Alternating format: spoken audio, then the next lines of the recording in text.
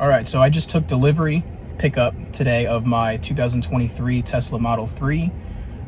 Standard range, has about 46,000 miles on it. Looks like it was a leased vehicle for 3 years, and now it's mine.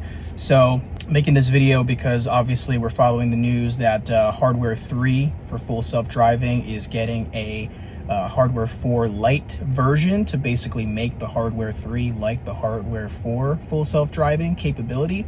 However, I don't have that yet on this vehicle. Apparently it's only been released to a small number of testers as of today, July 3rd, 2026. Over the next few weeks, hopefully I will receive that that software update offered to me, and then I can upgrade the Hardware 3 to that like Hardware 4 Lite version. But I figured I would do some initial testing of the Hardware 3 full self-driving system here today and just see how it goes, and then I will compare it to the Hardware 4 Lite version when that becomes available. So let's get on the road. Let's put this in full self-driving and see how it goes. All right, so like I said, 2023 Tesla Model 3 standard range, has 46,319 miles. And the software is 2026.20.3, full self-driving version 12.6.4. We are going to start our navigation here from a Wawa parking lot, and we're gonna go to another Wawa parking lot. Okay, so it doesn't seem like there's any leaving parking spaces or parking into parking spaces with this Hardware 3 version until we get the Hardware 4 Lite. Okay, that seems to be the new add-on feature that they're adding in. So as you can see, I'm trying to start the navigation. It's not engaging full self-driving out of the parking space. So it looks like I'm gonna have to do that manually, and then we will go from there.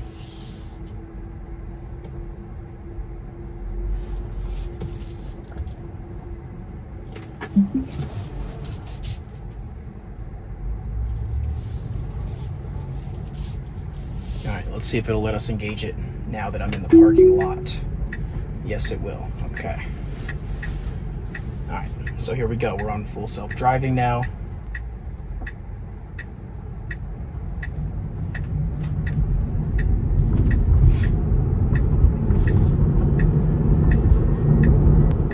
One thing I have noticed is that it seems to want to hug the left side of the lane more than my liking. But yeah, like I said, I'm noticing that it seems to want to hug the left-hand side of the lane more than expected. It's like almost on the line, like the yellow or the white line on the left-hand side of the lane. So I've seen some complaints about that online over the past couple years. Hopefully that's something that will be fixed with the Lite software update.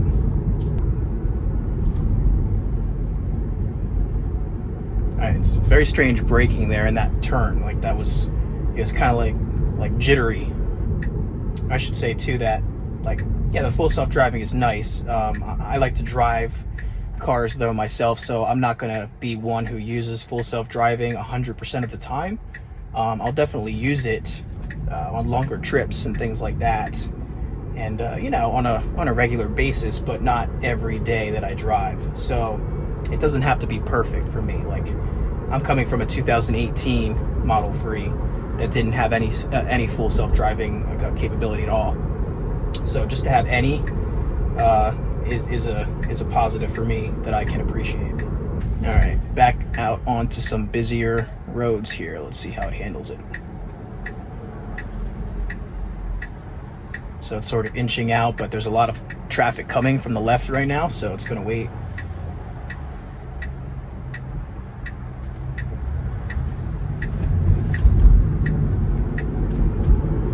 So see how it's like hugging the left-hand side of the lane? Like that was uncomfortably close to that barrier, to that barricade back there. I don't like that. And see these construction markers or these lane markers? That was too close. Like you can see here, it's favoring the left-hand side of this lane. That's another thing I don't like too. It's telling me that the view of the driver is obscured by my hat. And like, it's not like my hat is like over my eyes or anything, but the camera apparently is seeing too much of my visor on my hat and not enough of my eyes. So it's warning me. But like, I don't want it to penalize me and kick me off of full self-driving because of too many violations that it perceives, just because I'm wearing a hat and it can't see my eyes right. Like, I can obviously see the road, no problem. So that's another slight thing. I'm a little bit, it's not perfect. If you're wearing a hat, you really have to like tilt it up and make sure that, that the camera has a clear view of your face.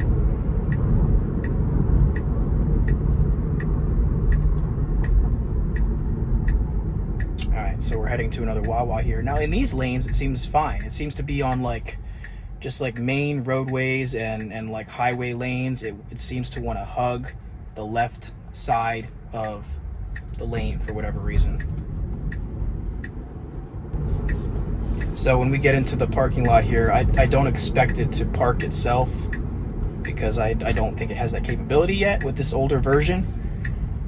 So we'll just see how it behaves here in this parking lot. We'll see what it does.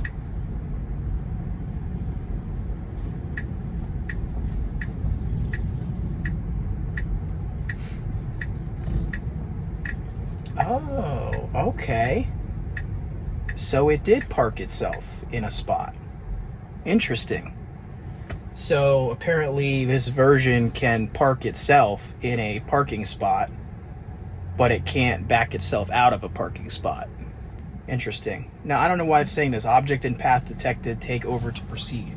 There's nothing in my path. I don't think there was anything in the way in the parking spot, so that's a little bit strange, but all right, here we are. We're at Wawa. We're in a parking spot.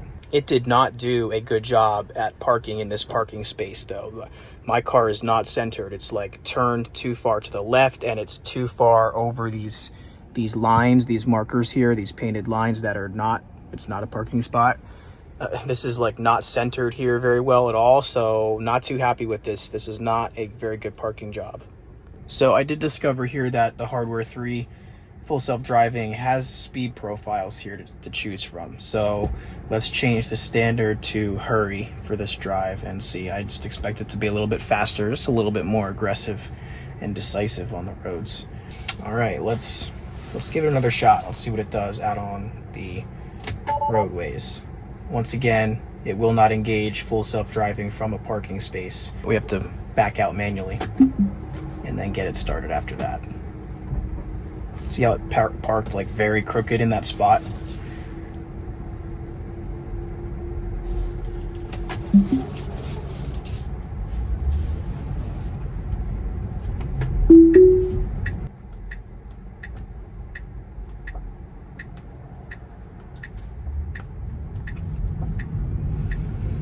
Okay, notice there too that it was a little bit like when that truck was coming by from the left, it started to inch out into the roadway as he was coming by, and I feel like that was unnecessary to do, right? Like it could have stayed back farther where it originally stopped until he passed. Like there was a clear view of him coming from the left. There was nothing obstructing this car's vision.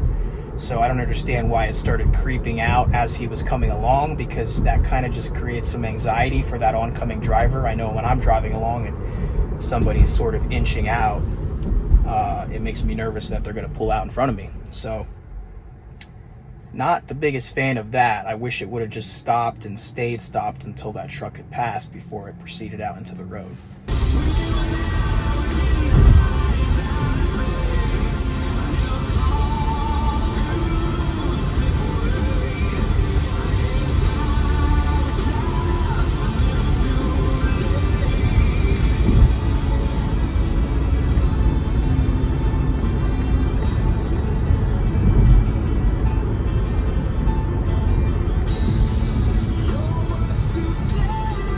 So on the hurry speed profile, speed limit was 50, and I saw it go up to like 61 or 62 miles an hour. So, and now we were on a downhill road there. So I guess it's understandable. That is pretty far over the speed limit though for full self-driving.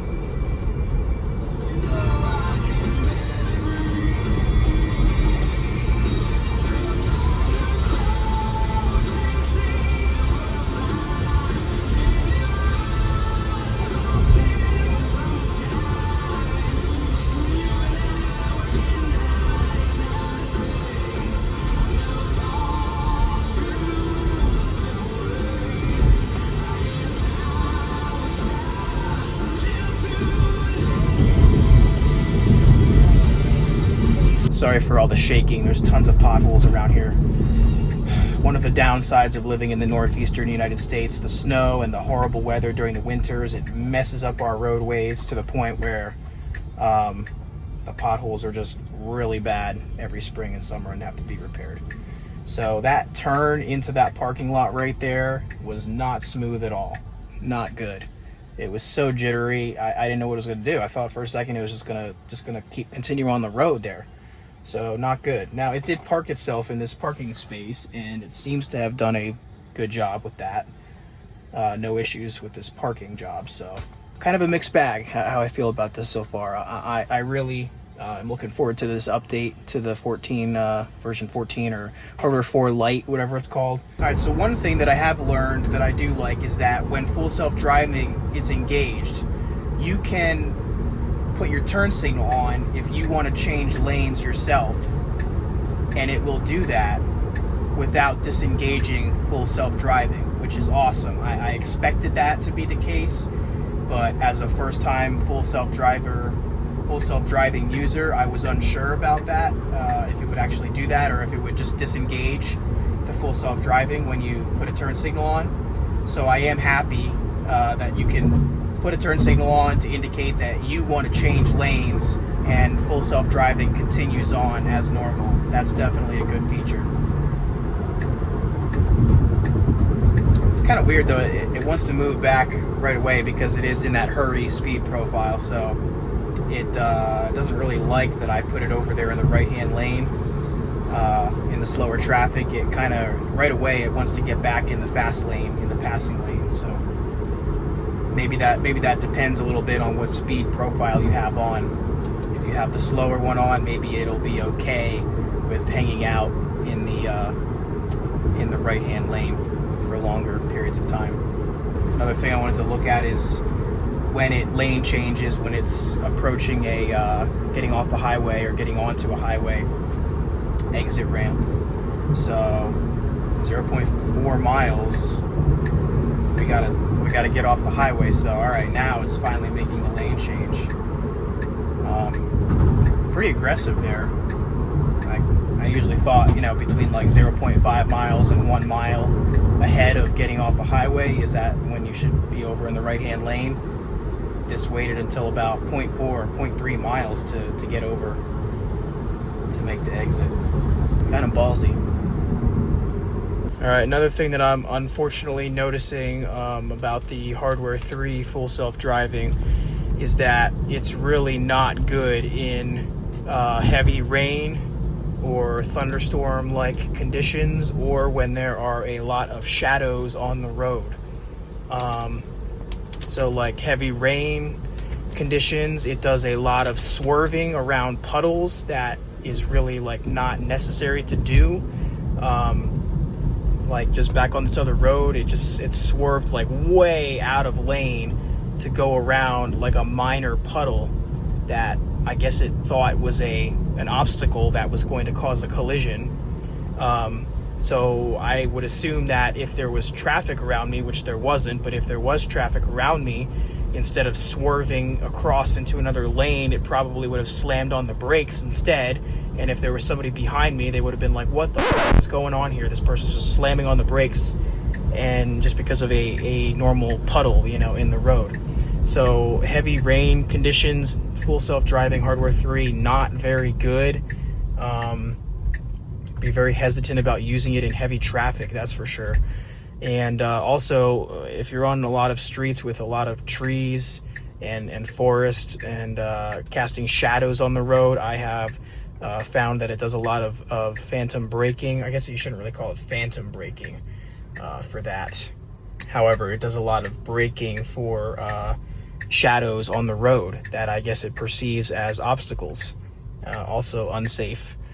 So definitely some issues with the hardware 3 with shadows and heavy rain and puddles.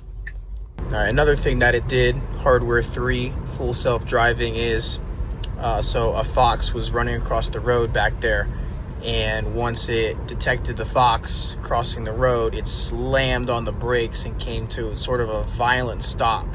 Now, there was no traffic behind me, so I'm hoping that that played a role in the Tesla thinking it was okay to come to a complete stop. It literally came to a complete stop, and by that time the fox was already you know, in the grass on the other side of the road. He had already crossed.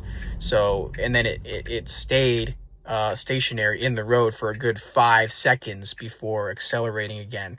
And that is not something that you would normally do to avoid an animal, right? You see a deer or a fox, you slow down, you know, you don't see it anymore, it crosses the road, and then you speed up again. You don't come to a violent stop for 5 seconds. So I'm hoping that it only did that because there was no car behind me. I'm hoping that if there was a car behind me, that it wouldn't have done that, that it would have just slowed and then sped back up again.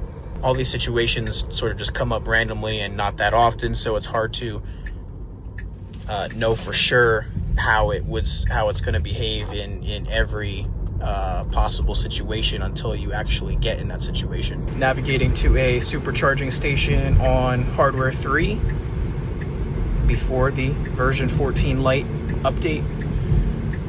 First time testing to see if it'll actually park itself in the charging station. So let's find out.